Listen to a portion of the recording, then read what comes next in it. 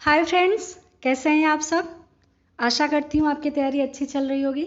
हमसे जुड़े रहने के लिए वीडियो को लाइक करें, सब्सक्राइब करें, शेयर करें and please don't forget to press bell icon. आज हम बात करने वाले हैं भारतीय साक्ष्य अधिनियम 1872 की धारा 9 के बारे में, जो इस अधिनियम के भाग 1 के अध्याय 2 के तथ्यों की सुसंगति के विषय से संबंधित है। लेकिन कुछ सीखने से पहले, लर्निंग मोड में आने से पहले आपके लिए एक बहुत ही प्यारी सी लाइन। सारी दुनिया कहती है हार मान लो, लेकिन दिल धीरे से कहता है एक बार और कोशिश कर, तू जरूर कर सकता है। मतलब कोशिश करने वालों की हार नहीं होती है, जो कोशिश नहीं करते हैं हार उन्हीं की होती है। तो चलिए इसी के साथ चलते हैं लर्निंग मोड पे। आपके सामने एक प्रश्न है, जैसे अ को वल्वा करने के लिए विचारित किया जा रहा है और यह साबित किया जा चुका है कि वह भीड़ के आगे आगे चल रहा था। अभियोजन यह साबित करना चाहता है कि भीड़ चिल्ला रही थी।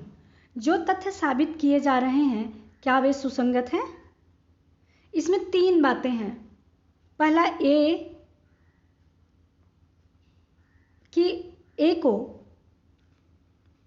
दंगे फसाद के लिए ट्रायल हो रहा है। दूसरी बात ये कि वह भीड़ के आगे आगे चल रहा था, ये बात प्रूव हो गई है। और तीसरी बात जो अभियोजन पक्ष से है कि वह साबित ये करना चाह रहा है कि भीड़ चिल्ला रही थी। तो क्या भीड़ का चिल्लाना हम इसे साबित कर सकते हैं? जी हाँ, हम बात कर रहे हैं धारा 9 की। तो इसके लिए पहले हम देखते हैं धारा 9 के बेयर एक्ट लैंग्वेज को। सुसंगत तथ्यों के स्पष्टीकरण या पुनर्स्थापन के लिए आवश्यक तथ्य। बेयर एक्ट लैंग्वेज बहुत ही इंपॉर्टेंट होती है, आप जरूर पढ़िए इसे।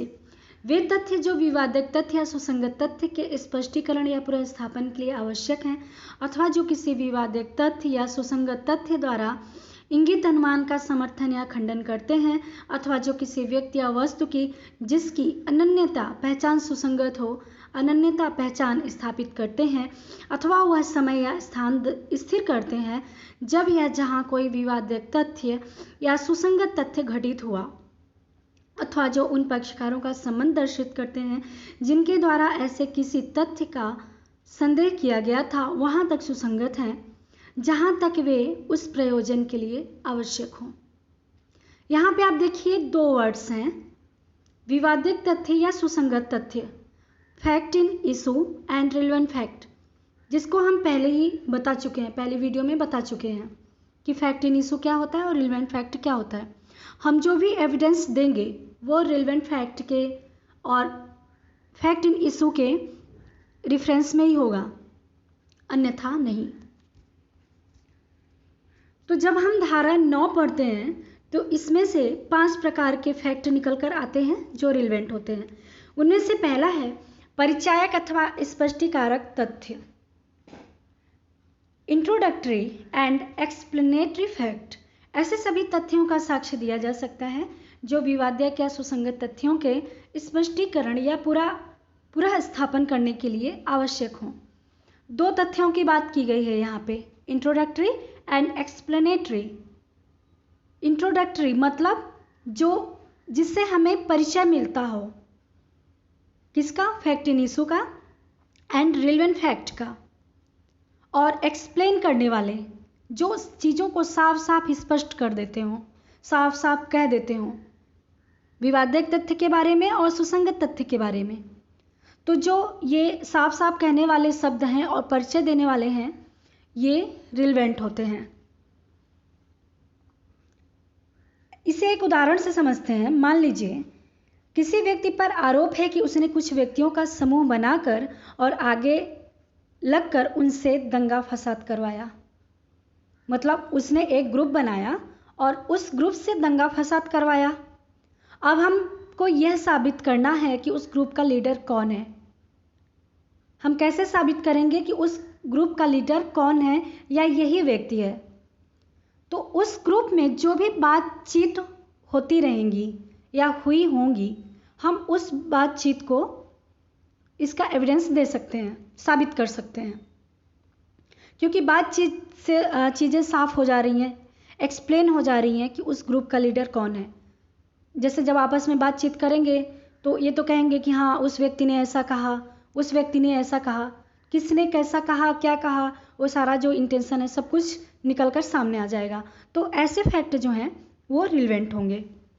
इसे एक दूसरे उदाहरण से भी समझते हैं। मान लीजिए किसी व्यक्ति ने चोरी की और चोरी करने के बाद वो चोरी का सामान लेके गया अपनी वाइफ के पास और अपनी वाइफ से कहा कि इसे छिपा दो। तो जो इसका छिपाना वर्ड है, ये कहना कि छिपा दो, ये इंट्रोड्यूस कर रहा है कि चोरी का सामान है, तभी कह रहा है कि छिपा दो।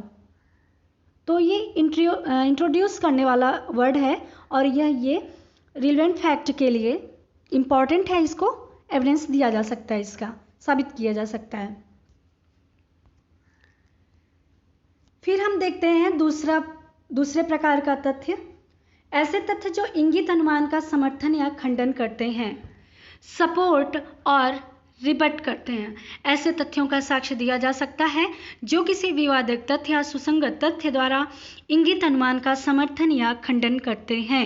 यहाँ पे आप देखिए इंगित अनुमान, अनुमान उपधारणा, कोर्ट जो उपधारणा करती है किसी फैक्ट के बारे में, किसी व्यक्ति के बारे में कि वह क्या हो सकता है, तो उस उपधारणा को ऐसे फैक्ट क्या करते हैं, बल देते हैं या खंडन करते हैं। बल देते हैं मतलब सपोर्ट करते हैं या उसको गलत साबित करते हैं, रिबट करते हैं।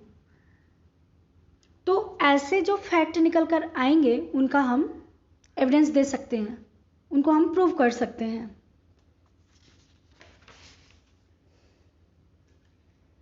जैसे उदाहरण के लिए हम देखते हैं कि एक व्यक्ति पर आरोप है कि उसने कोई अपराध किया है और अपराध होने के बाद वह तुरंत लापता हो जाता है।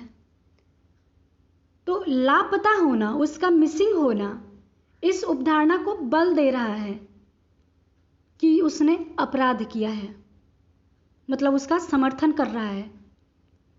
कोर्ट ने जो उपधारणा किया है उसको समर्थन दे रहा है कि हाँ अगर व्यक्ति जो अपराध करेगा वही तो लापता हो सकता है, नहीं तो दूसरा व्यक्ति क्यों लापता होगा। ठीक है, ये तो हुआ सपोर्ट करने वाला फैक्ट। लेकिन जब उसी के आगे है खंडन करने वाला, रिबट करने वाला फैक्ट, अब खंडन कैसे किया जा सकता है?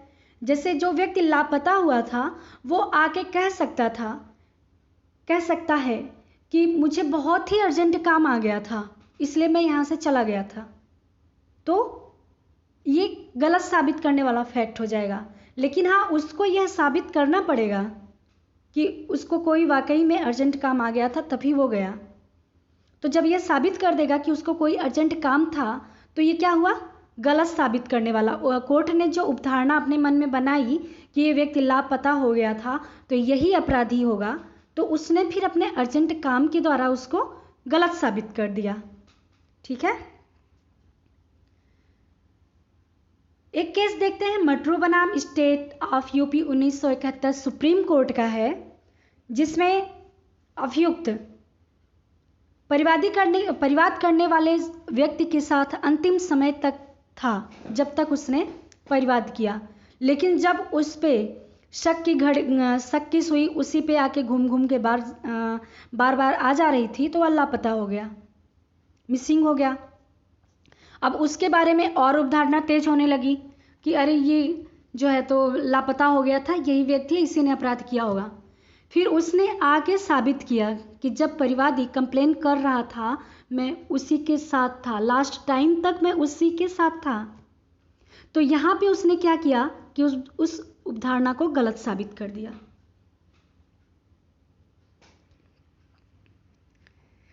फिर तीसरे प्रकार का तथ्य है किसी व्यक्ति या वस्तु की अनन्यता पहचान वाले तथ्य। चौथे प्रकार का तथ्य है समय या स्थान बताने वाले तथ्य। पांचवा है पक्षकारों के संबंध दर्शित करने वाले तथ्य, जिनकी हम चर्चा अगली वीडियो में करेंगे।